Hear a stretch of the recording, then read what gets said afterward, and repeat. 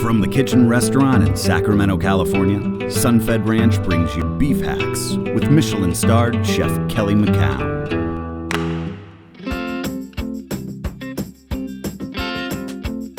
One of the things that always comes up when we're talking about meat, beef, steaks, is that of dry aging. Now, dry aging is a process where you're essentially concentrating the flavors of the beef. I have a great hack for that, and we actually here at the restaurant, we call that like a quick dry aging. So what we're gonna do today is we're gonna do a quick dry age on these beautiful Sun-Fed Ranch ribeyes that we have.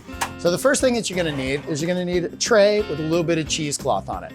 All right, now we're gonna go ahead and open the cheesecloth. When you cut the cheesecloth off, make sure you get a big piece because you're gonna wrap it up like a little baby, all right?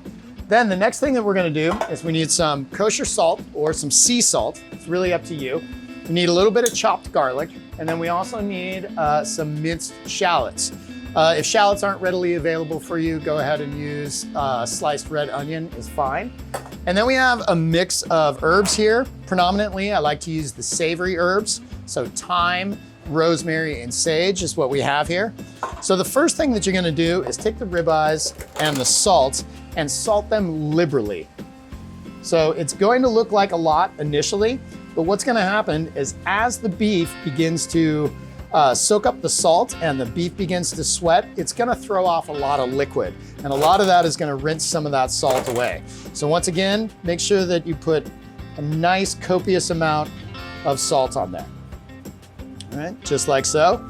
Once those are done, what you're gonna do, move those off to the side, take your herbs and don't worry about chopping them up or being all nice with them. You kind of want to beat them up. You're trying to extract some of those oils out of them and sprinkle those all over the bottom of the tray. All right, I got a little fresh thyme here. I'm gonna put that down. Then we also have some sage.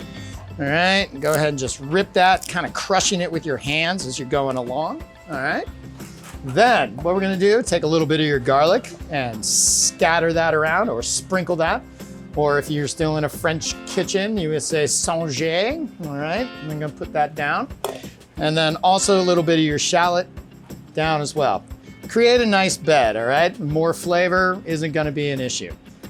Then we're gonna take these, place them down on top of all our aromatics, okay? And then repeat the process again on the top.